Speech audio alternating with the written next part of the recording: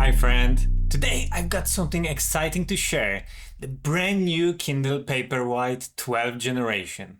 But how does it stack up against the 11th gen and the 10th gen, which I also have? In this video I will be diving deep into the design, build quality, display and performance of all three devices to see if the latest Kindle is a true game changer or just a minor step up. I will be comparing them side by side, focusing on whether the changes are groundbreaking or just incremental improvements. So stick around until the very end where I will share my final thoughts on whether it's worth upgrading if you have an older model. Design and build quality. When it comes to design and build quality, all three models, 10th gen, 11th and 12th gen, are quite similar.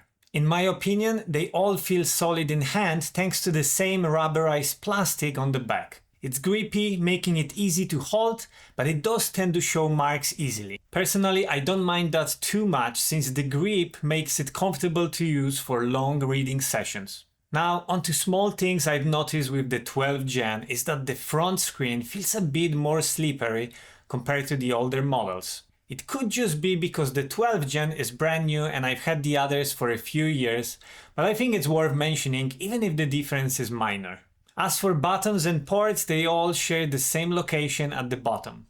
The big difference here is that the 10th gen still uses an older micro USB port, whereas the 11th and 12th gen have upgraded to USB Type-C, which is more convenient for charging. The power button on the 12th gen is also just slightly bigger than the one on the 11th gen. It's a tiny little change, but I noticed it while using them side by side. Let's talk about the display.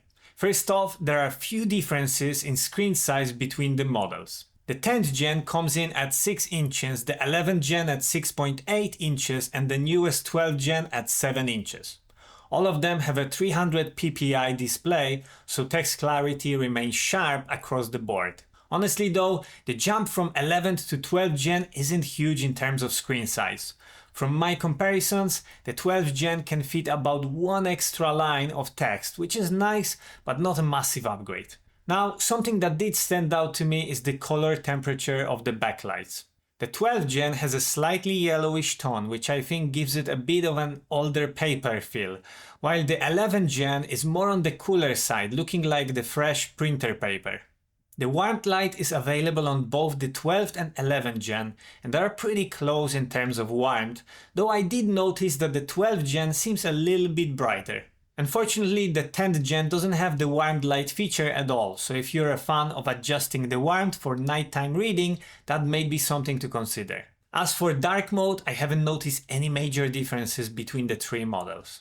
And in terms of text sharpness and font clarity, I really couldn't spot much of a difference either. To be honest, they're so close that with my eyesight, I really couldn't tell the difference. Maybe with a magnifying glass, I could. Before we jump to the next section, I just want to ask you to hit that like button and subscribe to the channel if you're enjoying this video.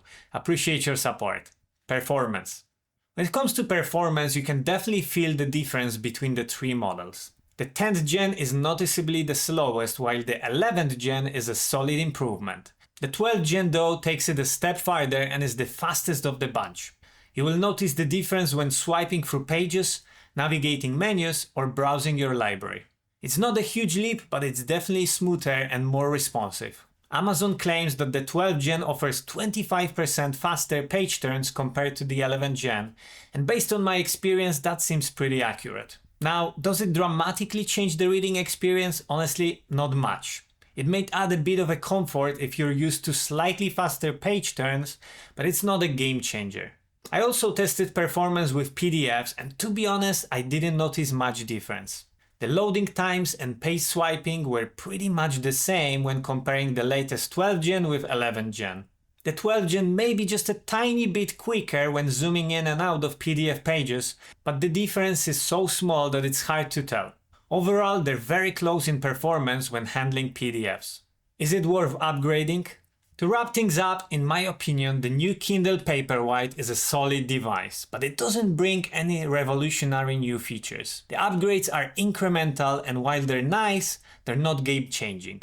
I think part of the reason for that could be the introduction of the COLORSOFT line, which is Amazon's way of bringing color to the Paperwhite family. So it makes sense to keep the standard Paperwhite reliable without messing up what already works.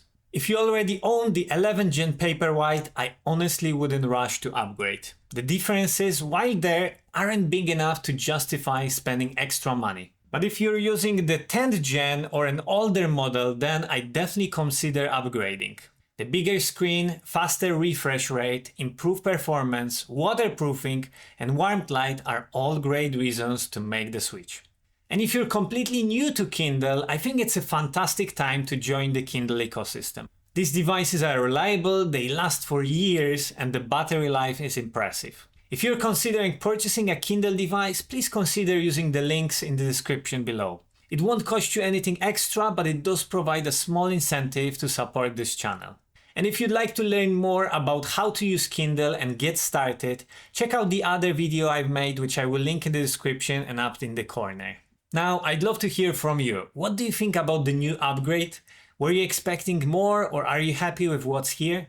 Let me know in the comments down below. And if you're curious about a cool little accessory that's changed how I read on my Kindle, make sure to check out this video. Thanks for watching, and I will see you in the next one. Bye!